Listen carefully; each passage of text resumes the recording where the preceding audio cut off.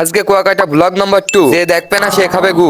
যদি বলো এটা বলার কারণ, এটা বলা বারণ। তো যাই হোক, চায়ের কাপে দিয়ে ঢোক, ভিডিওটা শুরু করা হোক। আগের ভিডিওতে দেখেছো আমরা একটা রুমে ছিলাম, এখন বেজে গেছে 10টা, তাই বেরিয়ে গেলাম। আমরা এখন কোথায় যাব আমরা কেউই জানি না, এই বান্দা সবই জানে। তারপরেও এই বান্দা আমাদেরকে পথ দেখিয়ে নিয়ে যাচ্ছে। যেতে যেতে পথে চশমা দিতে চাচ্ছিলাম হাতে, এই লোক মেরে দিতে চাইলো ভাতে। তো যাই হোক, আমরা খুঁজতে গিয়েছিলাম গাড়ি, মামুর সাথে বেঁধে গিয়েছিল হাফ মারামারি। তারপর এক গাড়িতে দিলাম নারী, আর এক গাড়িতে তরুণী।